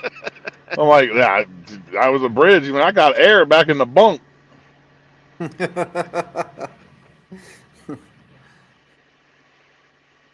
So but he was very receptive um from day one to all the knowledge, you know, that I could give him. I think I taught him a lot about, you know, the lanes, you know, what lanes to try to run in, what lanes are good, what lanes are bad. Sometimes you got to take a bad load to get to a good area, so you can't, you know, always turn down loads just because the rate per mile is not great. And, you know, his success right now comes from him having the ability to open his mind and listen and learn what was being said and what was being taught to him. were you lease whenever he was on his truck? So no, that's a kind of a funny story, and that's why I thought, you know, coming on here and talking to you. So when I first came to Prime, my wife and I, you know, obviously because I had never been a truck driver, so for us, me going lease right away didn't seem like it was going to be the best option. You know, I didn't want to get into a situation where I was responsible, you know, for the payments of the truck and all that kind of stuff, and not really having done the job, knowing if I was really going to like it and be able to be successful at it. So Prime offered the ability to go company. And my wife and I decided together that that was probably our best option. So that's what I did when I first got to Prime. I went company, and I ended up after TNT driving a fleet owner's truck, which afforded me, you know, a little more flexibility to run the fleet truck like I was an owner or like I was a lease operator. People don't really understand, but when you're a company driver, they basically tell you where you fuel, you know, all kinds of stuff like that. Well, with me being on a fleet owner's truck, he basically just turned the keys over to me because of my background in the freight brokerage industry and just said, run the truck like you're a lease operator, which was great because I was able to kind of dictate, you know, what areas I wanted to be in, you know, and my background coming, you know, before Prime, I was actually a freight broker. So I understand the industry. I understand the ebbs and flows of the rates and the areas and what times of year the rates will fluctuate. Now, it's a little different with Prime because Prime has a lot of contracted freight and their rates don't really move that often, but I still knew what areas I could get to get good loads coming out. And so I made I made the fleet owner quite a bit of money. Um, and once I was doing that, I think I did that for probably about 4 months. And then, you know, there were some unfortunate things happened, and I decided after my year was up at Prime that I was going to go home. I wanted to be closer to home for family reasons. Went home, you know, of course, you know, promised a local job, and, you know, they promise you all this great stuff, and I got into it. I was there for about 5 months, and none of the stuff that they said was true. Um, we got some things cleared up on the home front, and I told my wife, I was like, I just can't do it, man. I got to go back to Prime. Like that's where we need to be. And she was on board 100%. When I decided to come back to Prime, I said, you know what? I'm just gonna go lease. And so I've been lease. I think August 3rd will be 1 full year after of leasing. Was you only leasing a month before I? No, you were leasing before I got back on Myra's truck, right? August 3rd was, well, I think I signed the paperwork on August 9th, but I was rehired on August 3rd. All right. I know we was talking a bunch. Yeah. But he didn't make it here in time to do your TNT training again. No, he was. I don't know if he. No, I don't think so. No, you Yeah. started right before I came back. Okay. Yeah. So what happened to your channel? Oh man, it just became. I always said that I would do it until it became more work than it was fun, and so I just started focusing on driving and making a living. Yeah, and that's what I say too. I tell people all the time, once this starts feeling like a job, I'm done with it. But Yep. like here recently, I just been like, you know what? I don't feel like making a video. I haven't made videos. I've been making shorts. I've been doing a lot of shorts. I haven't been making videos. I enjoy doing the lives. I really do. Yeah, Like it's yeah. more one on one. Like I can talk to people in here, so I like doing the lives. But videos, pain in the neck. So did you delete your channel or what? No, the channel's still up. I just took all the videos down. Okay, so it doesn't have all the videos anymore. No. So so you did like were you self-employed when you were a broker?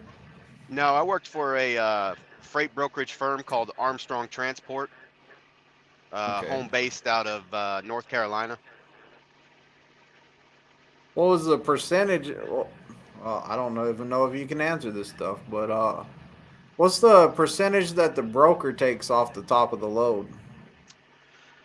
It really depends on like the firm. Like if you're a broker all by yourself and you're not connected to a company like TQL or Armstrong or CH Robinson, any of those guys, then you basically, kind of drive your own pay.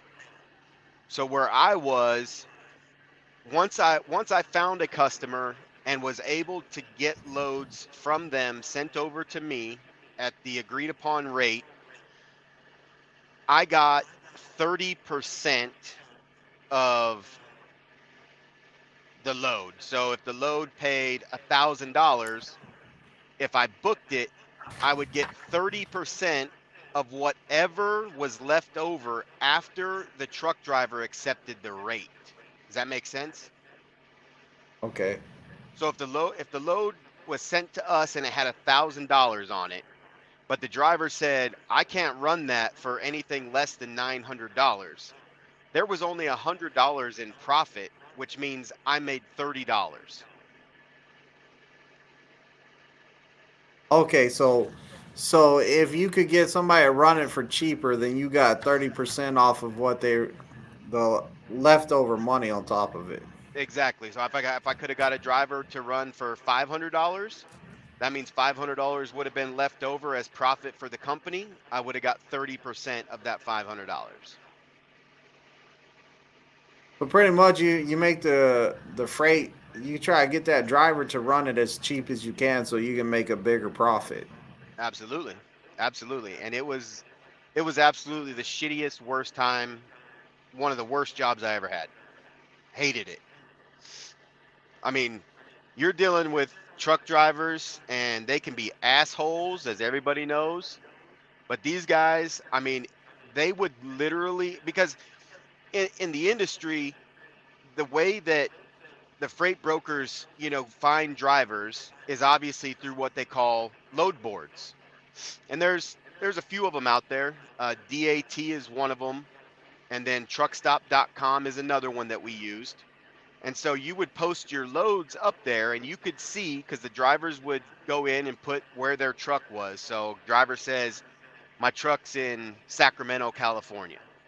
We could see how many trucks were in the Sacramento area. And if we had a load that was picking up, somewhere within that vicinity, then we would start calling the trucks and trying to negotiate with them. And on those load boards, they have the same ability to see the numbers that we have. Each quarter of the year, certain areas, it costs you more money to run freight. Like you have to pay drivers more. And in some areas during the year, you can pay the drivers less because of the freight demand and how many trucks are in the area. So there's a lot of formulas that go into it. But a lot of these drivers, they will literally try to rape you over the coals and, want $4 a mile out of an area that is basically saying the truck should move for like $1.79 a mile. Well, if you're a freight broker and those loads are sent over to you, you don't want to send those loads back to the customer and tell them you can't get them covered. So, with me making that 30% of the profit left over after the truck driver agreed to a rate, if I took a loss on the load, that was 30% of the loss that came out of my paycheck. And I specifically remember one load I had, it was moving an ice cream load out of Eugene, Oregon, going to New York. On that load alone, I lost $2,000 because I couldn't find a driver anywhere that would accept it for less than what I had to pay the driver to take it. So you take $2,000, 30% of that basically came out of my paycheck. That's crazy. And that happened. Well, It happened all the time. like, no offense, but why do we even need brokers? Why can't the customer just put it on a load board, and if you're the truck in that area, you can be like, I'll take it. Or you can be like, hey, I'm not going to take it for this amount. Like, let the truckers bid on it from the shippers. Why not Some do it like that? Why would that not some work? some customers do, but a lot of the customers, they don't want to deal with the hassle of negotiating with the truck drivers. So that's where your brokers come in, because now they just send the load to you and it's on you to do all the negotiating. You got to track the truck, babysit them, make sure they're going to get there on time, pick up and deliver. Like it's way less headache for the shipping guy at the shipper if he can just, fax you the order and he walks away and starts doing the rest of his job.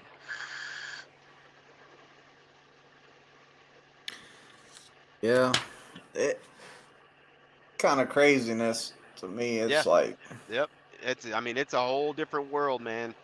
Whole different world. That's why I'm so glad that I'm with Prime and we have loyal customers and we have the ability to get contracted freight. We don't have to be like, nickel and diamond with these guys, going back and forth. Prime's business model, the way it's set up, works great for all of us, company drivers, lease drivers, it doesn't matter. so you still have friends that work there. Have you ever just like thought about, hey, I'm gonna buy my own truck and I'm gonna go. I got buddies here. They'll give me the best deal I can get. I'll just run their stuff. Uh, I'll tell you, man, freight brokers are shady. They're very shady. They, they'll tell you that they only have this much money in a load. And I saw it firsthand from working there all the time on the phone. Anytime a driver would call in, I'd see them. Maybe they say they have $3,300 from the customer to move that product from point A to point B. And the truck driver would call in and they'd be like, yeah, I got this load picking up here, delivering, over here, and I've got $2,000 on the load. They didn't have $2,000 on the load. They had $3,300 on the load.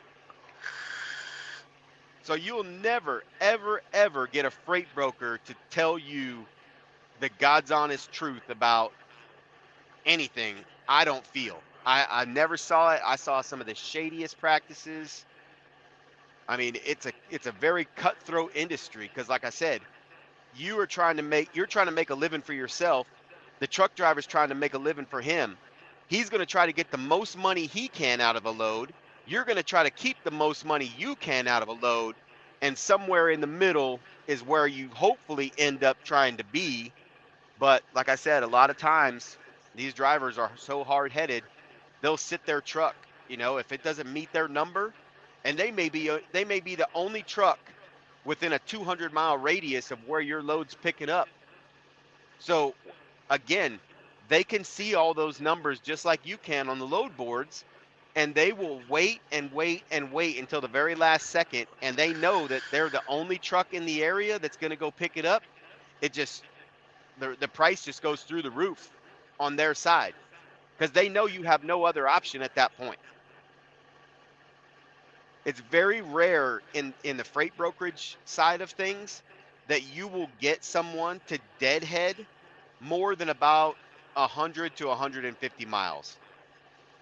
If you told them, hey, I got to, it may say it's picking up in the middle of nowhere, Texas. Hey, you're 400 miles away. I've got this load picking up. They'll hang up on you. Or they'll say, I need $6,000 to go pick. They'll give you some crazy ass number because they know that you're desperate to get that load moved because you don't want to turn it back into the customer. You know what I mean? Hey, Brad. Well, Yeah. all right. So, all right. So I say I'm an independent. I'm an independent guy, owner operator, and I book a load and I get to the shipper and it's already been picked up. Like they send me the rate con and everything, and the load's already been picked up. Explain some stuff about that. So I actually see this happen a few times. So sometimes with freight brokers, what they'll do is they'll call what they call ghost posting. So they'll have a load from the customer that picks up, and they'll actually get a driver to call in, and let's say the load's paying $1,000, and the driver says, okay, I can run that load for $800. Okay, so there's your $200 profit. My 30% comes out of that 200. The rest goes to the company. What they'll do is they'll ghost post it. So they'll wait until after they've booked it with a truck, and then all of a sudden, let's say they might find another town that might be like 30 miles away from where it's actually picking up that they told the other driver, and so they'll repost the load out on the load board. Well, if the driver agreed to it, and let's say he agreed to it on a Wednesday, and the load picks up like Thursday evening, they'll ghost post it out of another town that is a little further away from the actual pickup location, and they will continue to try to call trucks to get them to take it for a cheaper rate. So if they're able to find that, they'll send that guy a rate confirmation and tell him, hey, you need to be in there at this time. So get him in there earlier than the first truck driver was told to be there. And then once the cheaper truck driver takes that load and it gets loaded, then they go, oh shit, I guess we must have double booked that load. Now, at that point, with a reputable company like ours, you couldn't really do it because the truck driver would then call the corporate office and complain and want TANU, the truck order not used. which is exactly what, because he had a rate confirmation that he signed and sent back. So that is a legal binding contract at that point with the truck. But some of these brokers and brokerages out there, they don't give a shit. They'll just flat say, oops, my bad. Is that illegal? Um, it's not necessarily illegal, but it's very unprofessional, immoral, very It's against shady. against protocol, basically, right? Yeah, I mean, and if you do it enough times, truck drivers will talk, you know. And if you do it enough times, word gets around that they don't want to. You don't want to deal with this broker. Like you'll get blacklisted basically by truck drivers. And so you got you got to be very careful, you know, in the brokerage industry about cutting off your nose, you know, in spite. You know what I mean? Because you need the truck drivers just as much as they need you to give them the load. You know what I mean? Oh, we know truck drivers talk, don't we? We know that. Absolutely. Word travels fast. It's also probably hard to prove that a load was double booked like that for that reason too, I bet. Yeah, but again, there's a lot of shady fly by night brokerage companies out there or brokers. You know, they'll be one day under S&W brokerage firm, and then all of it. And I've seen this happen too. I've seen them have a rate confirmation with a broker, go pick up the load, deliver it, and then when it's time to get paid, all of a sudden they can't get a hold of the broker anymore. Like the broker's phone number's off, does emails don't work. So basically, the broker just kept all of the money that the company paid him to move the load, and the truck driver didn't get shit. Seen that happen a couple times too. Now, would a factoring company help that against that? Because the factoring company will pay you, and Yeah, if then you're working, they'll go yeah, after the yeah, if you're yeah. working with a factoring company, and that's why a lot of owner operators do work with a factoring company because that factoring company now can go, all right, you know, we need to get lawyers involved and you know try to track this guy down.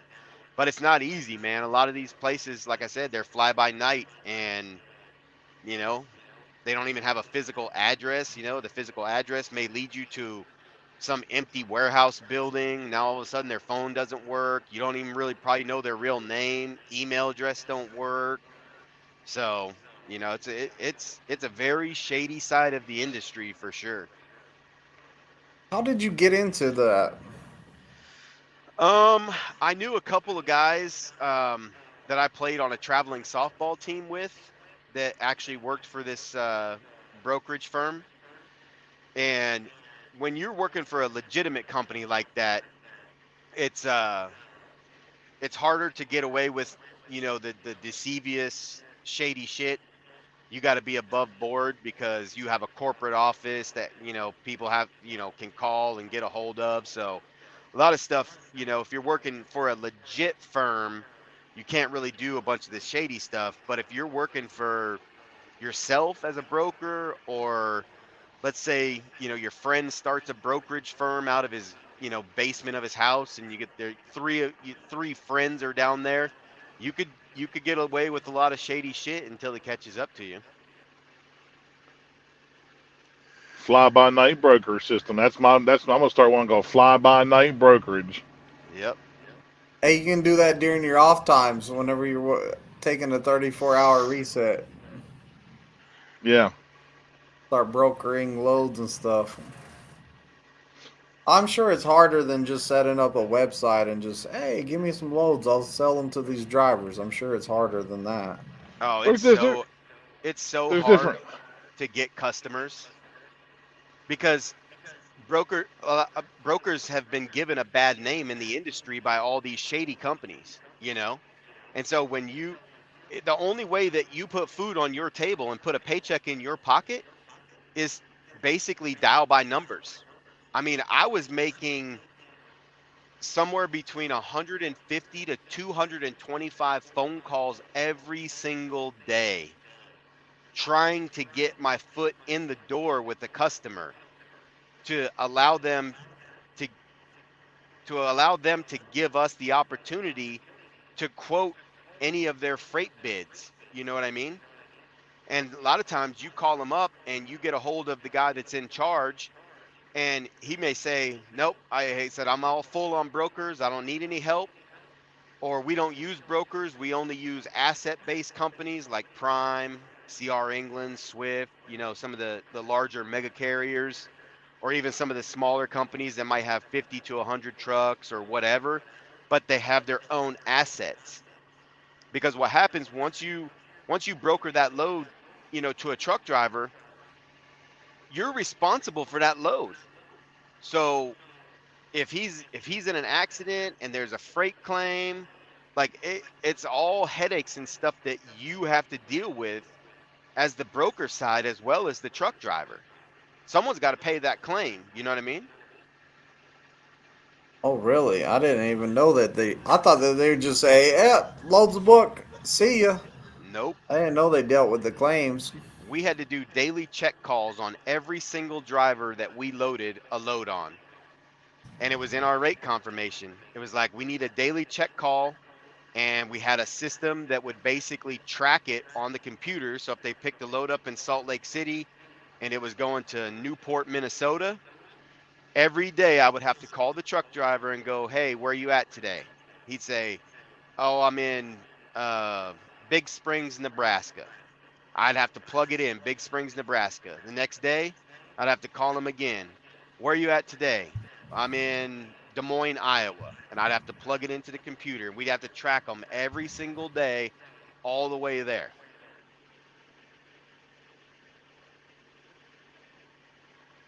That's crazy. Rich, could you imagine that? Getting called every day? Where you at? Your mama's house. So serious, too, Mama's house. Yep. I'm glad I Brad, don't get called like that. yeah, I wouldn't put up with that. Yeah, you know me, guys. I would never put up with that, dude. And Yeah. a lot of them didn't like it. They hated it. And a lot of it was because on the broker side, like you can't really see when they're driving. So that driver may be in the middle of his 10-hour break and he may be sleeping, and you're calling him because you need a check call, like, to find out where he's at. Oh, Yeah, can you imagine being a truck driver and you're 3 hours into your 10-hour sleeper berth and all of a sudden your phone's ringing and this guy's wanting to know where you are? Yeah, what happens if they lot of don't drivers answer? hated it. Well, we'd have to put a note in the system, says call driver at 9:30, no answer, voicemail, left a voicemail for him to call with the location update. And then if we didn't get a call, by 3 or 4 hours later, we might try to call him again. Yeah, and it was an all day, everyday situation. And that was on top of having to make all your other phone calls trying to gain new customers. You know what I mean? Hmm. Yeah, it's Any Sounds like a questions for lot of Brad or talking anything? on the phone. not for the faint of heart at all. Hey, Twist, is there any comments or questions for Brad or anything? No, they actually all stopped as soon as he started talking. Let's see. Well, here's one. Country Trucker Brad, I was guaranteed you would be my trainer whenever I get there next month from Peg Leg. Somebody say, "Oh, bullshit." Yeah, bullshit. Hit him with the Jeff. Come on, man. You just have to put a scooter in there. Hey, you'll be able to park in the handicap spots. Remember, he told us today he would bring Yeah, his placard. yeah. That put the little placard up in the windshield of the truck. Yeah. Hey, I used one before. I ain't even gonna lie. Hey, one time I was at this. My teammate, okay, he hurt his back, so he had one, and he kept it in the truck. But one time I was in I just left Hershey and I went to that Pilot or that Flying J right up the road in St. Louis, the Hershey in St. Louis. And I say, you know what? There's no parking spots here, and I know that that guy in the handicap spot right there is not handicapped. So I pulled up next to him. He was in the driver's seat. I honked my little city horn. The guy looked over. and I had my placard up. I was all like, and he was all like, "Oh, my bad, my bad," and he left, so I got that spot, and then we went and took a shower, and went on our way after that. But we just needed a shower, needed somewhere to park, and it was busy, and yeah, I pulled the handicap placard out, but it was for my teammate with his hurt back, so he could walk. In my story, it was for the teammate, but really, I needed a parking spot because I wanted to get a shower that day. All right, Nobody asked gentlemen. no questions. Well, we didn't. I didn't put down like we're gonna have to do another live sometime about this freight broker stuff because then we could put that in the title. Boom, a lot of people will come asking questions. Yeah, I gotta cut it short. Jump off. The wife's calling me. Well, go handle that. We're pretty much. I usually do about a 2 hour live, and we're at the 2 hour mark. Okay. Yeah, I got a shower. All right, boys. Appreciate you having me on. Yeah, later. Uh, Hey, Tennessee, what's going on before we leave? Oh, just got done tarping my load. Oh, fun. Yeah. Is it pretty? Oh yeah. Let me Looks sweaty. Well, you know, unplug and then I'll take it out there and look. If we can't see it, it never happened. Well, We're going where to he's look. going now. Remember, I've got a mobile phone now. I can go mobile. You see what that looks like when I go after the ice cream man?